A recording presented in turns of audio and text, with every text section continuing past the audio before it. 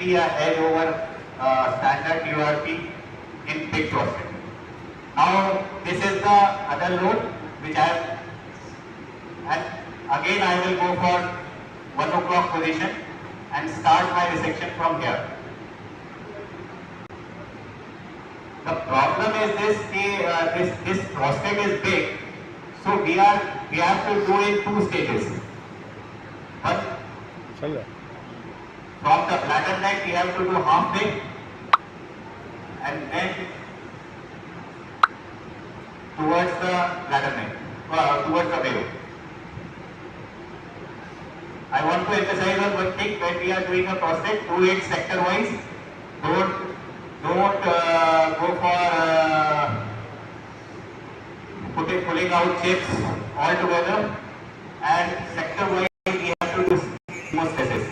Like go from 1 o'clock to 3 o'clock and then do a hemostasis perfectly. And this plasma is very good.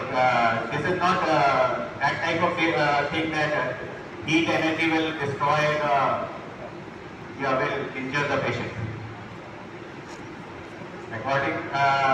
Actually this is the technique of Olympus, plasma circuit. Olympus person is sitting here in your in the audience, Rahul Pandey. If he is sitting, he will tell us more about this technology. Rahul, are you there? So what is the thickness of the chips actually in your experience when it comes out? What will be the thickness of the chips you are taking out in each every stroke? Thickness can be variable, but one chip should be of round about 1 gram.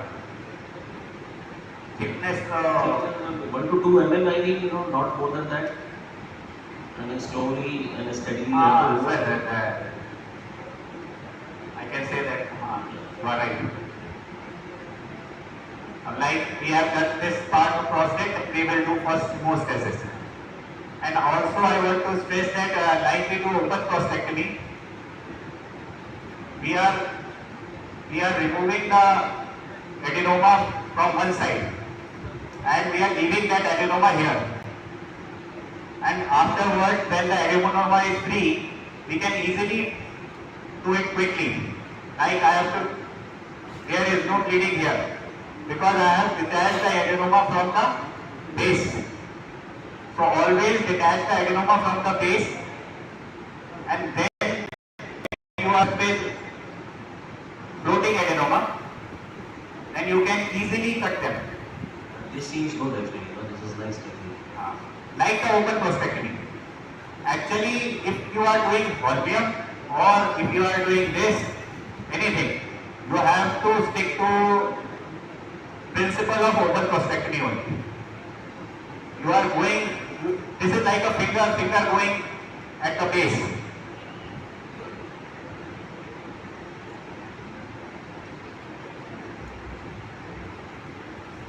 Big prostate is not good for demonstration. That's why we are struggling with it. If it is a small prostate, then we can easily demonstrate the things. And off and on, in between the cases, we have to see for that our ureteric orifice is okay or not.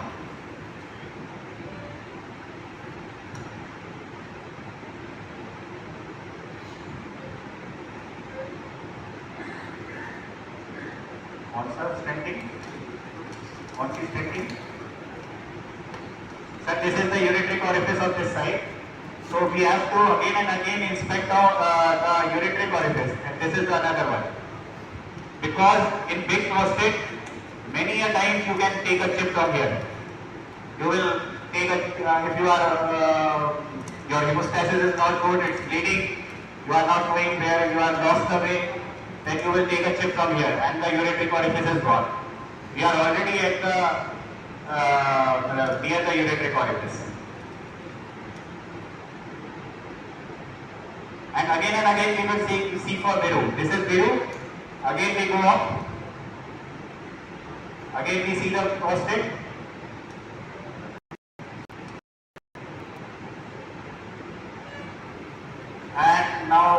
again we are going for that. We are going at the level of capsule. If you are not going up to the capsule, many new surgeons and many people are thinking that channel ही तो बनाना है, channel बना देते हैं और काम खत्म करते हैं. चैनल बना के कभी काम नहीं चलेगा. You have to dissect up to the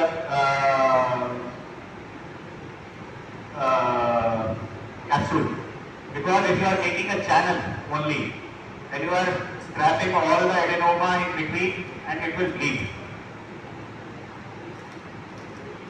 The best place to stop the bleeder, this is a bleeder, best place to stop the bleeder is at the capsule level. This is the capsule level, I stop it, it's okay. If it is a adenoma, it is a bleeder in adenoma, you keep on watering it, it will not stop.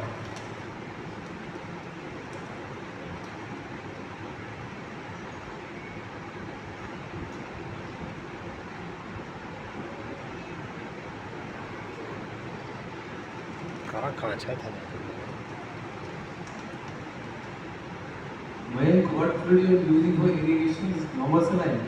Sir, in bipolar QRP, you are using normal saline. That's why we are at ease. Because if you are using glycine, your syndromes can happen. Patient can get restless, can get overload.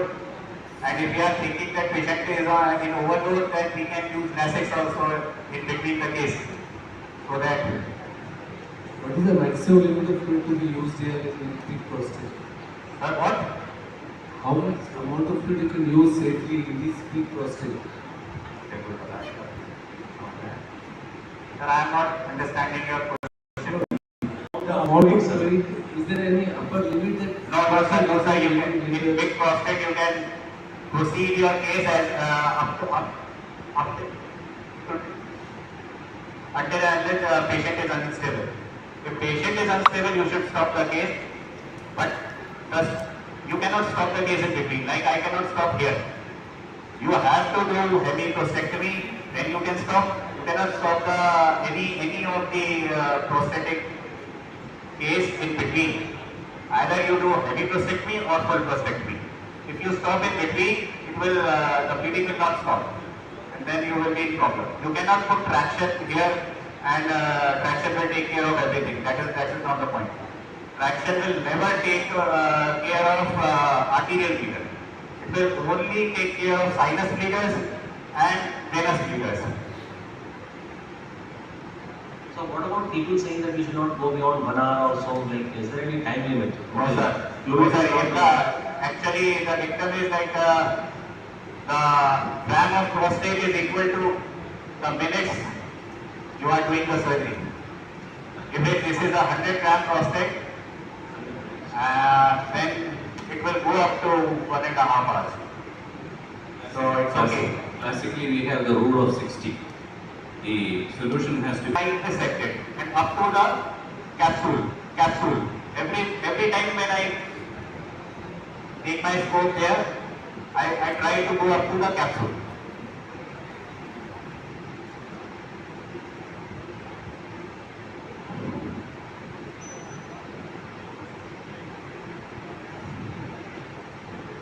And if there is a bleeder at the capsule level, it will easily stop.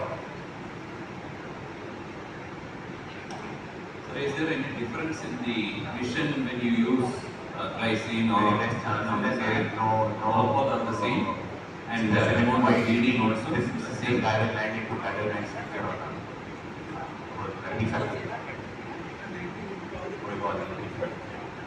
Guideline contract big prostates में small prostates दोनों मिला medium size prostate. And as you can see, sir, this is the veru, and I am doing like open prostatectomy. I have moved my finger around the capsule, and now the adenoma part is in center. This is the adenoma part. And if one want to learn, like people standing here want to learn, they should learn on this adenoma part. This is like a cake cutting. You can easily cut the cake without any problem. Here you will not see any bleeder because we have already separated it from the Vent. capsule, like we use our finger. Dr. Mayan, Yes, sir. there is a question when you are using glycerin and when you are using normal saline. Yes, Is sir. there any difference in the vision? I don't think so. In initial stages, I was using What about distilled water? what, sir? Distilled water or plain No, water? sir. No one should use distilled water. First of all, you are using a sterile water or not? That's the question. How will you distill it? And nowadays, distilled water is not used. People are doing prostatectomy with distilled water, but we should use proper glycine or proper normal saline. In monopolar glycine and distilled water should not be used because you do not know about the sterility of that water and how you sterile it.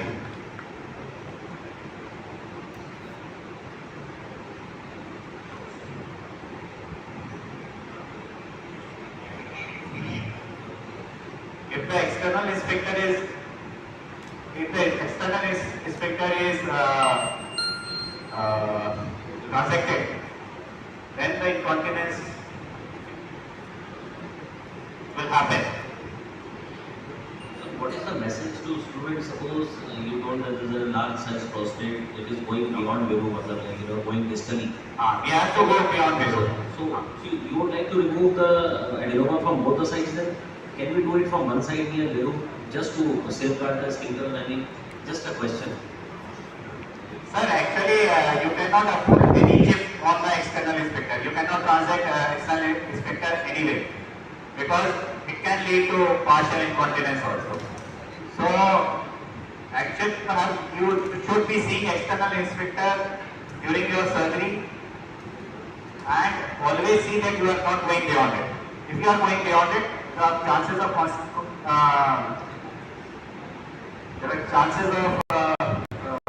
hindrance is high.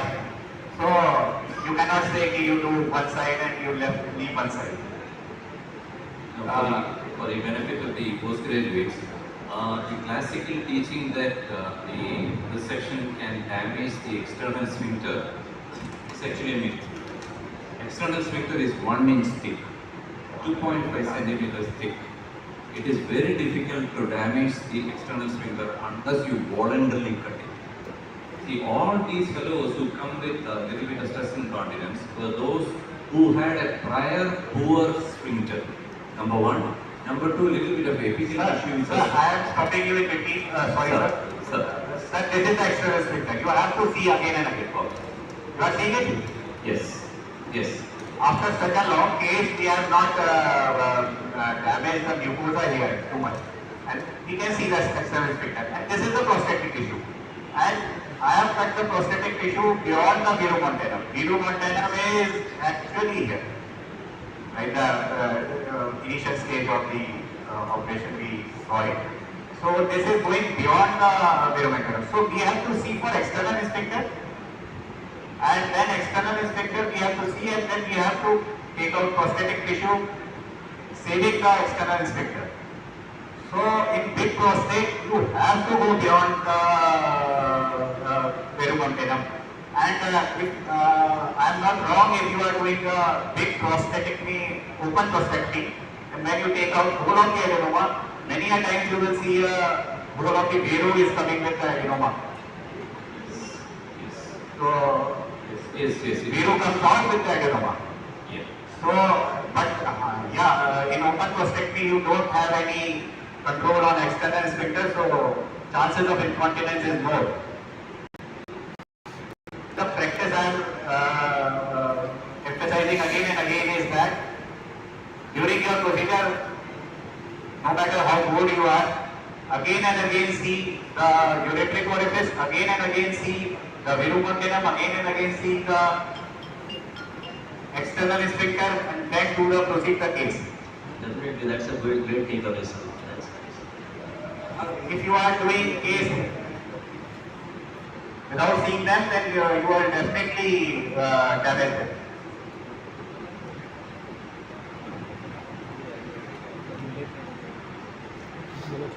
And sir, after completing whole the case, you take 10 minutes or 15 minutes in cosmetically beautifying the prosthetic fossa. Because if I leave the case here, after hemostasis, the patient will void. But you will not be satisfied until and unless you are seeing a good prosthetic fossa. Just to prevent the syndicate formation also, maybe, that is also a thing. This portion of prostate is beyond the below content. This is beyond the below content. But I know the external sphincter is here. So I will cross the below continuum and do it with a caution. So when the bladder is empty and you go in, you will see that it is at that level. It's only because the prostate fossa is distended. It appears that the gland has come beyond the below. This is true, sir. Sometimes after completion of the case, when you see empty bladder, then you see that the prostate is again kissing. Second, just after when you fill the urine, when you fill the water, then the prostate fossa dilates and you can see the path. Now I will show you that this is the external sphincter, and if I am placing my scope here, the whole of the prosthetic fossa is clear. Apart from some cosmetic look which I will do, because this is a big prostate, my chips are also coming here. But I think we can proceed with other OT because I will take some time to complete the case.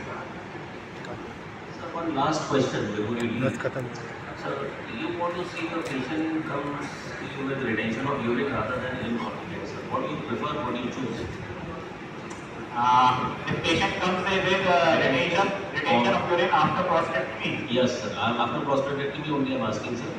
You would like to see the patient come to you with retention maybe and or LUTS rather than incontinence, sir. What do you like to see? I will always suggest the patient during the discharge, and I always take consent कि अगर आपका prostate का operation हो रहा है तो prostate के operation के बाद पेशाब में रुकना, पेशाब कपड़ों में आना, तो पेशाब में जलन होना, पेशाब में खून आना, कुछ भी हो सकता है. अगर आप आओगे, हमें दिखाओगे एंड दिखाओगे तो बहुत सारी चीजें सही हो जाएंगी, कुछ चीजें टाइम के साथ सही हो जाएंगी. 100 में से 2 या 3, कहने के लिए 4 भी कह सकते हैं पेशेंट को समझाने के लिए, 2 या 3 पेशेंट, 1 या 2 पेशेंट में दिक्कतें बनी रहती है. तो as soon as patient comes with that retention of urine, I always tell the patient that after removing the Foley's catheter, 1 or 2 days you will face some problem, either urgency, either frequency, either leakage of urine, either your flow is not good. But if your urine stops at home, then come to the hospital or a nearby center and have Foley's catheterization there. At least your urine will come. Then I will do a cystoscopy next day. And after cystoscopy, you can see it can be a bladder simple TUR chip which is left.